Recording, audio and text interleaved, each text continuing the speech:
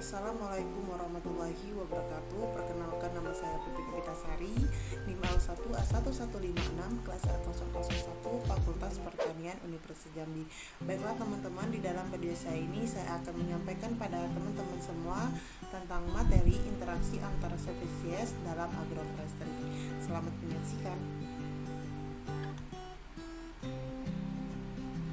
Ada seorang ilmuwan yang bernama De Forrestal et al. Pada tahun 1997, agroforestry itu dapat dikelompokkan menjadi dua.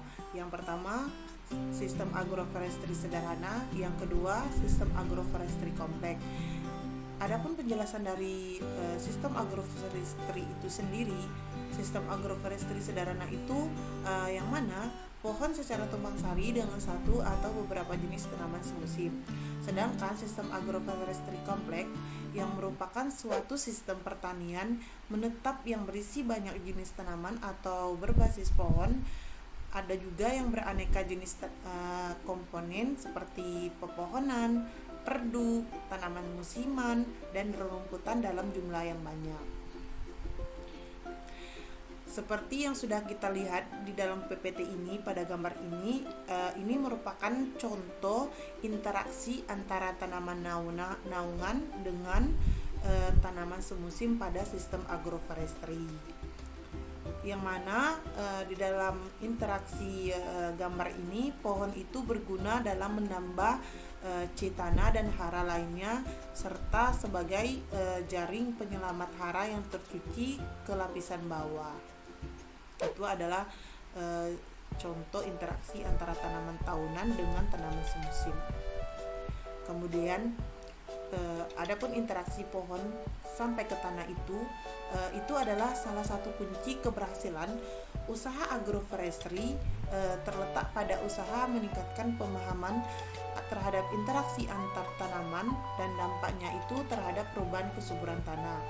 Guna menghindari kegagalan agroforestry ini, kita harus memperhatikan 3 hal utama, yaitu yang pertama, proses terjadinya interaksi, yang kedua, faktor penyebab terjadinya interaksi, yang ketiga, jenis-jenis interaksi. Nah, itu adalah 3 hal yang harus kita perhatikan supaya kita tidak menjalani kegagalan dalam agroforestry. Kemudian proses terjadinya interaksi. Nah, jadi proses terjadinya interaksi ini ada yang secara langsung ataupun tidak langsung. Yang mana dalam sistem pertanian campuran, kompetisi antar tanaman yang ditanam berdampingan pada satu lahan yang sama sering terjadi bila ketersediaan sumber kehidupan tanaman itu berada dalam jumlah terbatas.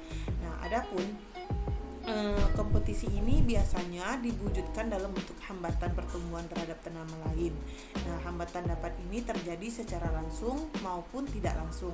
Yang mana hambatan secara langsung itu misalnya melalui efek alopati, sedangkan hambatan tidak langsung itu melalui berkurangnya intensitas cahaya karena naungan pohon. Nah, seperti yang sudah kita lihat di gambar ini, yang mana bentuk-bentuk kompetisi antar tanaman. Yang mana gambar A itu adalah interaksi langsung, yang mana spesies A itu secara langsung menghambat pertumbuhan spesies B. Begitu juga sebaliknya. Kemudian yang B itu adalah interaksi tidak langsung, yang mana spesies A itu merubah lingkung pertumbuhan spesies B. Kemudian interaksi tidak langsung yaitu dengan menstimulir pertumbuhan musuh atau hama penyakit bagi tanaman. Itu adalah bentuk-bentuk kompetisi antar spesies tanaman. Kemudian faktor penyebab terjadinya interaksi. Nah, jadi secara umum interaksi itu bersifat negatif dan terjadi karena keterbatasan daya dukung lahan, kemudian keterbatasan faktor pertumbuhan pada suatu lahan. Nah, jadi secara umum itu tuh kan interaksi yang bersifat negatif itu tadi dibagi menjadi dua lagi. Yang pertama populasi maksimum, kemudian keterbatasan faktor pertumbuhan. Itulah faktor penyebab terjadinya interaksi. Kemudian jenis-jenis interaksi pohon sampai ke tanah sampai ke tanaman. Nah, dalam prinsip interaksi interaksi itu dibagi menjadi 3 macam di dalam sistem agroforestry. Nah, yang mana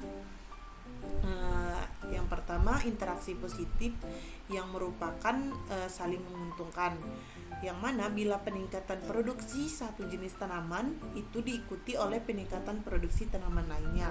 Kemudian yang kedua interaksi netral, yang mana bila kedua tanaman itu tidak saling mempengaruhi, sedangkan peningkatan produksi tanaman semusim itu tidak mempengaruhi produksi pohon ataupun peningkatan produksi pohon mengampuni tanaman semusim. Kemudian interaksi negatif itu merupakan saling merugikan, yang mana bila peningkatannya satu jenis tanaman itu diikuti oleh penurunan produksi tanaman lainnya. Itu adalah jenis-jenis interaksi dibagi menjadi 3 macam: interaksi positif, interaksi netral, dan interaksi negatif. Adapun interaksi positif itu atau disebut juga dengan pollination, yang mana merupakan daun dari pepohonan yang gugur ke tanah sebagai serasa berguna sebagai penutup permukaan tanah. Nah, adapun serasa berguna itu adalah dari akar pohon. Nah, akar pepohonan itu membantu dalam daur ulang hara yang melalui beberapa jalan, yaitu akar pohon yang menyerap hara di lapisan atas dengan jalan berkompetisi dengan tanaman semusim. Dan juga ada akar pohon itu berperan sebagai penyelamat hara, dan juga akar pohon itu berperan sebagai pengumbar hara, dan juga ada apabila akar-akar pohon itu mengalami hara hasil pelapukan atau mineral, maka bantuan pada lapisan bawahnya yang lebih dalam itu tadi. Itu adalah interaksi positif atau disebut juga dengan pollination.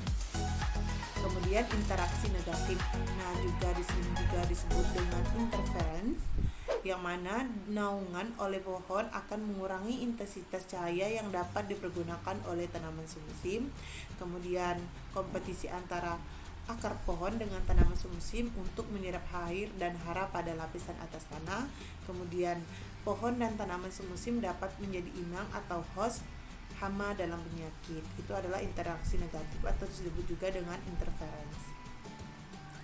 Adapun interaksi pohon itu juga ada modelnya, yang mana model mulsa dan daungan, yang mana pohon yang cepat pertumbuhannya memberikan pengaruh positif dengan menghasilkan banyak serasa sebagai mulsa. Namun pohon itu sendiri juga memberi pengaruh negatif dengan mengakibatkan naungan yang besar.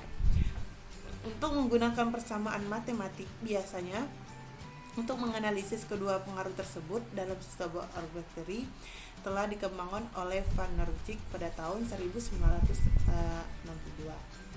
Yang mana model tersebut dikembangkan hanya berdasarkan pada produksi mulsa dan dampaknya terhadap perbaikan kesuburan tanah, dan memperhitungkan adanya dampak negatif melalui naungan. Nah, jadi model tersebut juga memperhitungkan besarnya nisbah mulsa naungan sebagai dasar perbandingan antar spesies pohon. Adapun juga dengan model penggunaan air cahaya. Nah, yang mana model ini berpijak pada program STLLA 2O dengan mempertimbangkan bahwa neraca air dan N pada 4 kedalaman dari profil tanah itu merupakan pohon yang ditentukan oleh total panjang akar dan kesuburan tanaman. Kemudian sistem pengolahan tanaman seperti pemangkasan cabang pohon, jarak pohon, pemilihan spesies tepat, dan berbagai dosis pemberian pupuk. Itu adalah model penggunaan air cahaya. Adapun mengelola interaksi pohon sampai ke tanah sampai ke tanaman. Dalam subbab sebelumnya telah diuraikan berbagai macam interaksi positif yang menguntungkan dan yang negatif yang merugikan. Yang mana untuk yang pertama itu adalah menekan pengaruh negatif pohon, yang mana interaksi pohon dari pohon sampai ke tanah, dari tanah ke tanaman itu tergantung pada pertumbuhan dan bentuk spesifik dari pohonnya itu sendiri, baik pada bagian tajuk maupun akar tanaman. Nah, yang kedua itu adalah mengatur tajuk pohon, yang mana tinggi tanaman semusim itu biasanya lebih rendah daripada pohon. Itu adalah mengelola interaksi. Kemudian yang ketiga itu mengatur pertumbuhan akar, yang mana dalam melakukan pemangkasan cabang pohon ada 2 hal yang harus diperhatikan dengan seksama, yang mana tinggi pangkasan dari permukaan tanah dan frekuensi pemangkasan. Nah, itu adalah subbab-subbab. Nah, itu adalah subbab-subbab sebelumnya yang telah diuraikan berbagai macam interaksi positif ya dan interaksi negatif. Baiklah, sampai di sini penjelasan saya. Lebih dan kurangnya saya mohon maaf. Wabillahi taufiq wal hidayah. Wassalamualaikum warahmatullahi wabarakatuh. Terima kasih.